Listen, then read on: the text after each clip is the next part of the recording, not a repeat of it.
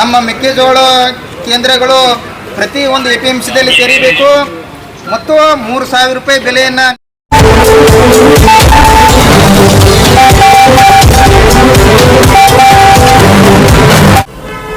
UTV ನ್ಯೂಸ್ಗೆ ಸ್ವಾಗತ. ನಾನು ಸಾನಿಯಾ. 700 ರೂಪಾಯಿ ರೇಟ್ ಐತಿ. ಈರುಳ್ಳಿ ಅಂತವ್ರು ರೋಡ್ನಾಗ ಸುರಿದು ಬಿಟ್ಟು ಮಳೆ ಹಾಕಿಸಿಂದ ಆ ಉದ್ದೇಶಕ್ಕಾಗಿ ಶೀಘ್ರವೇ ಅದ ಗೋರ್ಮೆಂಟ್ ವತಿಯಿಂದ ಅವ್ರು ಖರೀದಿ ಮಾಡಬೇಕು ಮತ್ತು ಅದು ತಾಲೂಕಾ ಮತ್ತು ಹೋಬಳಿ ಮಟ್ಟದಾಗ ಆಗ್ಬೇಕು. ಜಿಲ್ಲಾ ಮಟ್ಟಕ್ಕೆ ಒಂದಾದ್ರೆ ಅದನ್ನ ರೈತರಿಗೆ ಇಲ್ಲಿ ಬರೋಕ್ಕಾಗೋದಿಲ್ಲ, ಅದನ್ನ ಇಲ್ಲಿ ಹಚ್ಚೋಕ್ಕಾಗೋದಿಲ್ಲ. 2-3 ತಿಂಗಳು ಟೈಮ್ ಆಕೈತ್ರಿ. ಆ ತಾಲೂಕಾ ಮತ್ತು ಹುಬ್ಬಳ್ಳಿ ಮಟ್ಟದಾಗ ಆದ್ರೆ ಅಲ್ಲಿದಲ್ಲೇ ರೈತರು ತಗೋತಾರೆ. ಇಲ್ಲ ಅಂದ್ರೆ ಅದು ದಲ್ಲಾಳಿಗಳಿಗೆ ಲಾಭ ಆಕೈತಿ. 1,400 ರೂಪಾಯಿದಾಗ ಅಲ್ಲಿ ಊರಿಗೆ ಏನು ತುಂಬ್ಕೊಂಡು ಹೋಗಾರಲ್ಲ, ಅದು ಹಂಗಾಗಬಾರ್ದು. ಇವತ್ತು ಯಾವ ಬೆಳೆಗೂ ರೈತಿಗೆ ಬೆಲೆ ಇಲ್ಲ. ಹತ್ತಿ ಖರೀದಿ ಕೇಂದ್ರ ತೆಗಿತಾರೋ ಅದು ರಿಜೆಕ್ಟ್ ಮಾಡಿ ಹೋಗುತ್ತಾರೋ, ಅದನ್ನು ಇವತ್ತು DC ಆಫೀಸ್ ಮುಂದೆ ಕುಂತ ಅದನ್ನು ಪ್ರತಿಭಟನೆ ಮಾಡೋದಾಗಿತ್ತು.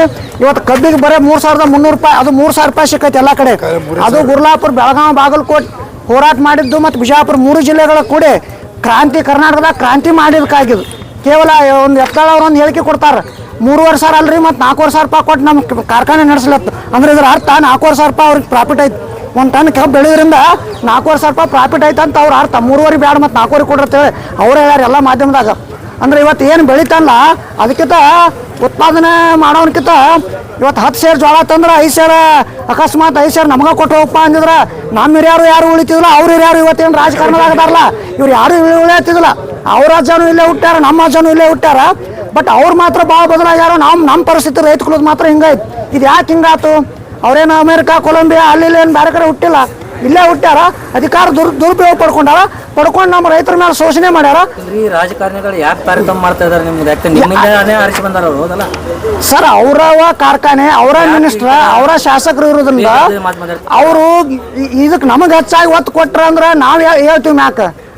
ಅದನ್ನ ಅವ್ರು ಹೇಳಿಗೆ ಸಹಿಸಂಗಿಲ್ಲ. ಅವ್ರು ಅದನ್ನು ನಾವು ಹೇಳಬಾರ್ದು ಅವ್ರಿಗೆ. ಮತ್ತು ನಾವು ಸಾಹೇಬ್ರ ಗೌಡ್ರ ಅಂತೇಳಿ ನಾವು ಮುಂದೆ ಹೋಗ್ಬೇಕು. ಅವ್ರಿಗೆ ಒಟ್ಟು ಅವ್ರು ಹಿಂದೆ ಹೋಗ್ಬೇಕು, ಅವ್ರ ಹಿಂದೆ ಕಂಟಿನ್ಯೂ ಇದೆ. ಹಿಂಗೆ ಜನಾಂಗದ ಹಿಂಗೆ ಹೋಗ್ಬೇಕು ಅನ್ನೋದು ಅವ್ರದ್ದೊಂದು ವಿಚಾರ. ಇದೇನು ರೈತ ಕುಲ ಐತ್ಲ ಈ ಸಂತತಿ ಇದು ಹಿಂಗೆ ಹೋಗ್ಬೇಕು.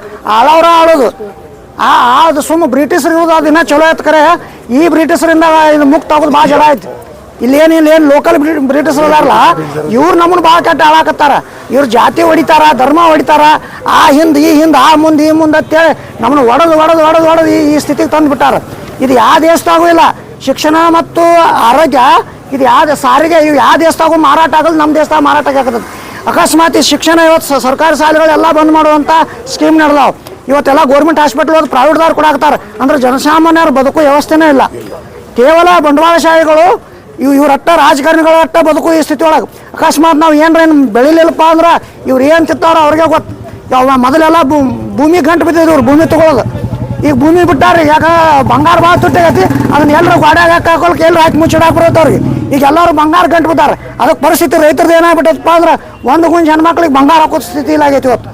ಅದಕ್ಕೆ ಇದು ಮುಂದೆ ಒಂದು ಕಾಲ ಬರ್ತೈತಿ. ಇನ್ನು ಇದೇನು ಭಾಳ ದಿನ ಹೋಗೋದಿಲ್ಲ. ಇನ್ನು ಇದೊಂದು ಕ್ರಾಂತಿ ಕಾಲ ಬರ್ತೈತಿ. ಇನ್ನು ಇದು ಏನಾಕೈತಿಪ್ಪ ಅಂದ್ರೆ ಕೆಲವೊಂದು ಬಾಂಗ್ಲಾದೇಶ ಅಲ್ಲಿ ನಡೆದಾವಲ್ಲ ಆ ಸ್ಥಿತಿ ನಮ್ಮ ದೇಶದಾಗೂ ಆಗೋದ್ರಾಗ ಏನು ತಪ್ಪಿಲ್ಲ.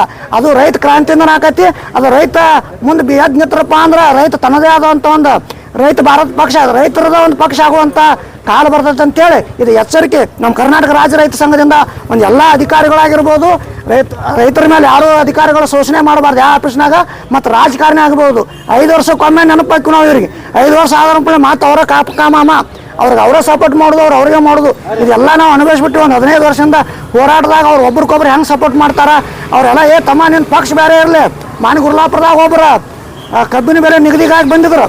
ಅವ್ರು ಕೋರೆ ಅವ್ರು ಹೇಳಿದ್ರು, ತಮ್ಮ ನೀನು ಸಣ್ಣವದಿ ಪಕ್ಷ ಬೇರೆ ಇರಲಿ, ಆದ್ರೆ ನಂದು ನಿಂದು ಒಂದ ಕುಲ ಐತೆ. ನಾವು ಇವ್ರನ್ನ ಏನು ಹಿಂಡ್ಬೇಕು, ನಾವು ಅವ್ರನ್ನ ಅಲ್ಲೇ ಹಿಂಡ್ಬೇಕು. ನಾವು ಏಟ್ ಹೋಗಿ ನೀ ಹಿಂದೆ ಅಂತ ಹೇಳಿದ್ರು. ಅವ್ರು ಯಾವಾಗದ ದೀರ್ಘ ಮಟ್ಟಕ್ಕೆ ಹೋತು ಅವತ್ತು ಮೀಡಿಯಾದವ್ರು ಓಡಿ ಬಂದ್ರೆ ಅವರು ಧಾರಾವಾಹಿ ಹೆಣ್ಮಕ್ಳಿಗೆ ಧಾರಾವಾಹಿ ತೋರಿಸಿ ಅಲ್ಲೇ ಇಟ್ಟಿದ್ರು. ಅವ್ರಿಗೆ ಏನು ಹಚ್ಚಿ ತೊಗೊಂಡು ಫೋನ್ ಹಚ್ಚಿ ಬೇದ ಕರೆಸಿದೆವು.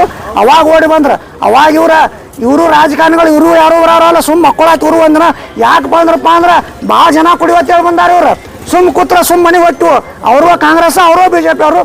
ಇವನೇನು ಭಾಳ ದೀರ್ಘಕ್ಕೆ ಹೋಗ್ತೀನಿ, ಇವ್ನಿಗೆ ಹೇಳುದಿಲ್ಲ. ಇವರು ಇದೊಂದು ಕ್ರಾಂತಿ ಆಗತ್ತಪ್ಪ ಅನ್ನೋದು ಅನಿವಾರ್ಯಕ್ಕಾಗಿ ಇವ್ರು ಸುಮ್ಮ ಬಂದಾರು. ಒಬ್ಬರ ಮೇಲೆ ಒಬ್ಬರು ಹಾಕಕ್ಕೆ ಸರ್ಕಾರದಿಂದ ಏನು ಬೇದಿಕೆ ಅಂದ್ರೆ ಅದನ್ನ ವೈಜ್ಞಾನಿಕ ಬೆಲೆ ಇಲ್ಲ ಸರ್.